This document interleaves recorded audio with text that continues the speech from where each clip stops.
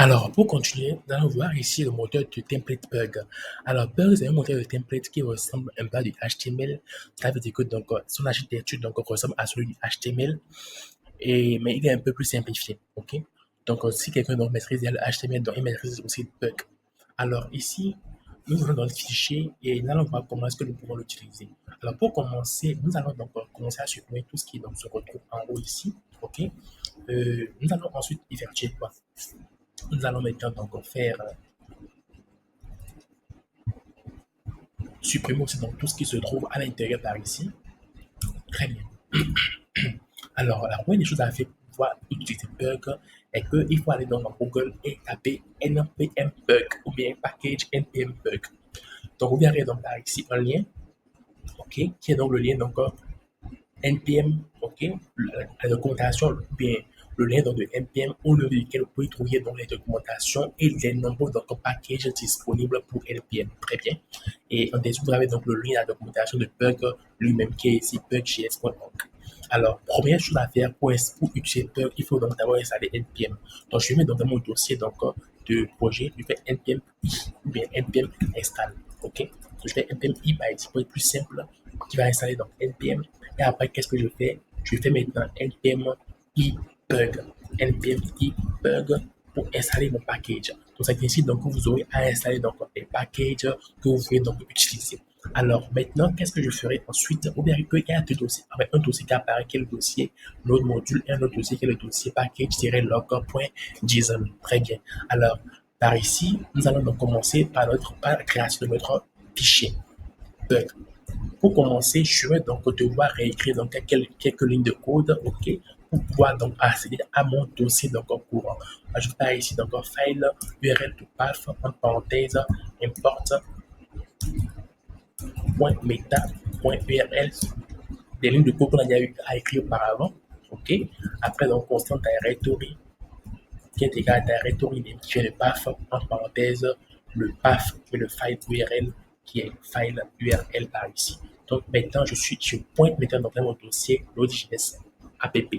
Maintenant, à l'intérieur maintenant par ici, donc qu'est-ce que je peux faire? Je peux donc encore importer mon package Pug from Pug. Très bien. Et maintenant, qu'est-ce que je fais par ici? Je fais maintenant euh, lettre HTML. Pourquoi donc j'écris lettre HTML? Parce que le rendu donc, de mon Pug, en effet, c'est du HTML. Je fais donc Pug.rend file en parenthèse, ok, et il prend donc le path. Le path va être obtenu en faisant quoi? En faisant path.join, qui permet donc de créer un lien, enfin, oui, un lien absolu, ok, qui accède donc à mon fichier. Donc, je fais donc path.join, je mets donc le répertoire, virgule, le chemin d'accès à mon fichier.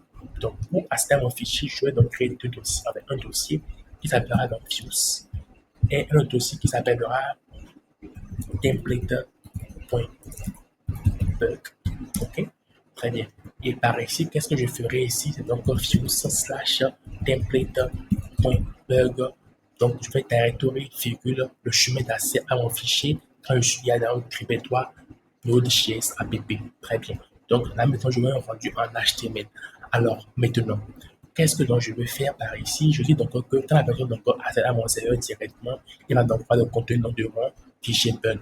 Alors, je veux donc ici que le rendu soit donc du test slash HTML. Donc, l'entête, en effet, donc le contenu type définit donc le type de rendu, mais le type donc, de message ou de réponse que nous envoie le serveur.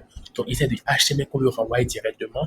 Donc, je fais ici donc response.end en parenthèse HTML. OK? Alors, au niveau de mon template Pug, maintenant, qu'est-ce que je fais? Alors, donc du HTML, quand je vais donc un peu plus simplifié, je fais ici donc type espace HTML. OK? En dessous, OK? En dessous, j'écris donc head. OK? Et à l'intérieur du head, il y a title. Donc, en dessous, qu'est-ce que je fais?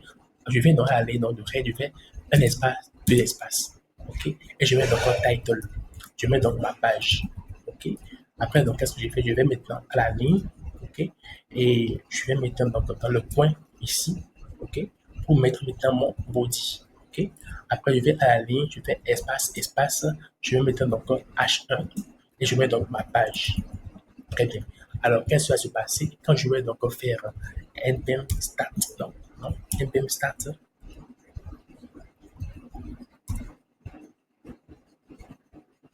Très bien. Et je fais donc ici mon local host slash 3000.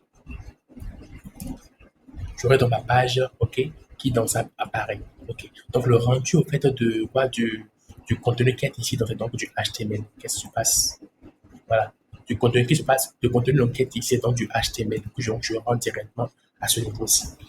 Alors maintenant, je fais donc un petit exercice en réalité pour afficher donc du contenu réellement. Alors pour donc le faire, je vais donc créer un tableau d'objets. OK.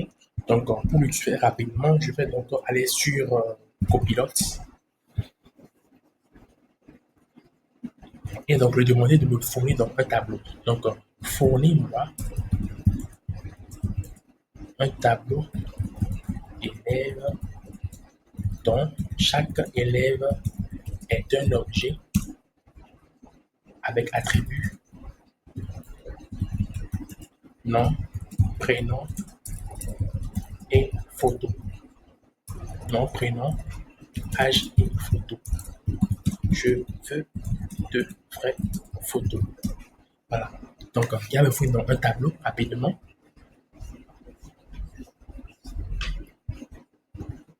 Alors, maintenant que mon tableau est obtenu, je vais donc le mettre au niveau donc, de mon dossier là ici. OK. Donc, ici, c'est donc constante student ou bien constante élève est égal à quoi ce tableau donc aussi. Alors, que vais-je faire? Je vais donc fournir ce tableau-ci à mon render file. Donc, en second paramètre, je mets donc un objet et je fournis donc la variable qui est donc quoi student.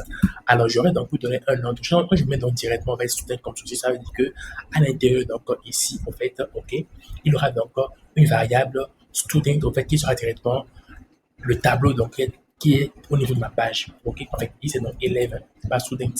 Donc, c'est donc élève plutôt. Très bien. OK, donc, il y aura donc une variable donc élève qui sera donc directement accessible ici et qui est donc le tableau donc, auquel donc, je vais accéder, donc le tableau donc, des élèves. Alors, maintenant, je mets ici donc H1 liste des élèves. OK, très bien. Maintenant, à la ligne, maintenant, OK, qu'est-ce que je fais? Je fais maintenant un UL. Je vais donc faire sur la même ligne que H1, je fais donc UL. OK? Alors, je vais vous expliquer un peu donc, pourquoi ces indentations. Ici, vous savez donc que title est un enfant donc, de HUD. OK? Donc, très bien, il faut donc forcément mettre deux espaces. OK? Avant donc de mettre mon HUD ou bien donc mon title plutôt. Body donc et HUD sont donc dans la même architecture, mais ne sont pas donc l'un sous l'autre. Donc, ils sont sur la même ligne en réalité. H1 donc, est un enfant donc, de Body. UL donc n'est pas un enfant donc, de H1. Donc, ils sont donc sur la même ligne. Et c'est ainsi donc qu'on crée notre fichier. Alors maintenant, je vais mettre la ligne. OK? Je fais donc un espace, deux espaces, je vais mettre un hush. Hush pour parcourir dans mon tableau. Donc, pour parcourir dans un tableau, en fait, donc hush, je peux aussi donc utiliser for, mais par exemple, j'utilise hush. Élève, in, élève. OK? Très bien. Je vais mettre dans la ligne. OK?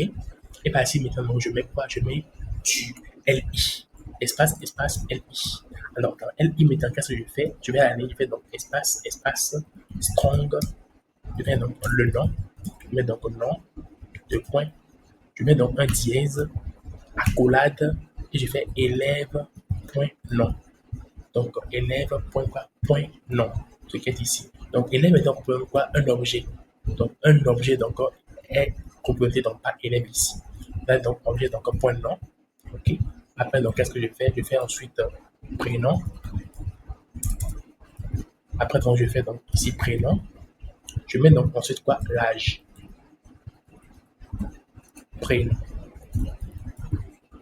Âge. Et ensuite, il y a donc la photo. Alors pour la photo, je fais donc encore IMG plutôt. OK. Et à l'intérieur, donc je fais quoi? Élève.photo. Simplement, je peux mettre un alt qui est un test alternatif. Voici donc mon image, simplement. Voilà. Donc je fais maintenant, j'éteins donc mon serveur et je le redémarre avec MPStat. Je vais donc dans mon navigateur, je fais donc la version de page et voilà, j'ai donc mes images donc, qui vont s'afficher. Alors par ici, je pense qu'il y a un problème. Euh, photo, je pense que les photos ne sont pas correctes. Image élève.photo. Ce qui est ici, je vais essayer d'accéder à la photo en question pour voir. OK, si c'est donc correct.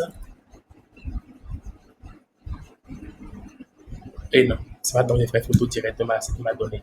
Donc, les photos sont un peu, donc, ce sont pas les vraies photos, mais ce qui est sûr quand même, c'est ainsi, donc, vous pourriez donc faire, mais je vais quand même voir une photo rapidement. Donc, par ici, je vais donc mettre une nouvelle image que j'ai donc eu à prendre par ici à la place de ces images-là. Très bien.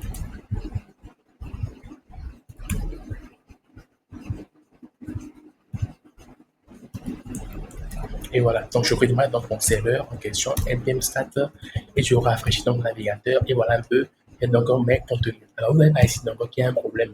Alors c'est parce que donc je n'ai pas donc utiliser du UTF-8. Pour le faire, en réalité, dans mon bug, qu'est-ce que je fais? Je viens donc par ici, je fais donc bêta, comme je l'ai dit, je viens donc bêta, ok? Et ensuite donc je fais en parenthèse char7 est égal à quoi? UTF-8. Par ici donc c'est pour donc assurer donc le bon formatage de mes caractères. Et je rafraîchis la page très bien, les élèves, et tout est maintenant normal. Donc voici comment on peut donc utiliser le moteur donc de template bug pour pouvoir effectuer donc du rendu au niveau donc de notre application effectuée en Node.js. Alors nous nous retrouvons dans le prochain donc numéro pour donc parler maintenant de les boucles d'événements donc, et les priorités d'événements en Node.js. Merci.